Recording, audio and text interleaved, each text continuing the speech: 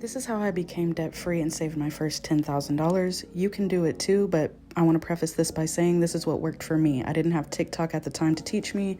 I had to learn the hard way, and if I can even help one person learn how to better their life through their finances, it'll be a win to me. As always, do what works for you and your situation. This is just what I did. So first of all, I know you don't want to hear this, but you have to work on your mindset. You're not going to get anywhere with the victim mentality of I can never be debt free, I can never make more money, etc. Work on a mindset of gratitude. Be grateful for what you already have and say thank you when you pay your bills, even though that's kind of hard to do. The second thing I did was to make a plan for how I was going to do this. And it took me a while to come up with this. But it ended up working for me. So I had my main account, and this is the account that I already had. I decided this was going to be my spending account for any fun money that I had for myself, and it's just a regular checking account. I decided to set up a bill account.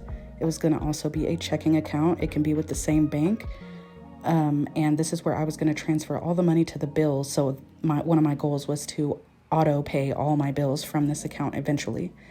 Then I was going to set an emergency fund up for myself using a high yield savings account. Doesn't matter what bank or credit union you use. And then I was going to set up sinking funds.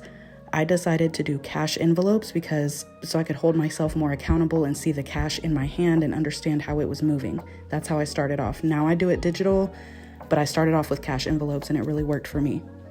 Then I had to create a budget for myself. And something very important to note is that you need to be realistic with your budget. If you know you're probably going to eat fast food or go out to eat, budget for that, or else you're going to blow your budget. It is very important to just build the things in that you know you're going to spend and hold yourself accountable for the amounts that you set. If you don't set money for things you want, you're way more likely to blow your budget, and then you're going to be frustrated with yourself. The next step is to put together a plan for my emergency fund. I wanted to save $1,000, so I did a $1,000 challenge. I'll put a picture here of the exact challenge I created and used for myself. I hung it on the wall, and every time I contributed something to my emergency fund, I colored in a square, and it really kept me motivated and allowed me to celebrate my wins. Next step is I created a debt plan. How was I going to pay off my debt? I used the snowball method, where you pay things off from the smallest balance to the largest, and then you apply the minimum payments to the next debt once you pay one off. It makes it really easy to pay off your debt over time. Then I started doing side hustles to bring in more money to apply to my emergency fund first and then my debt.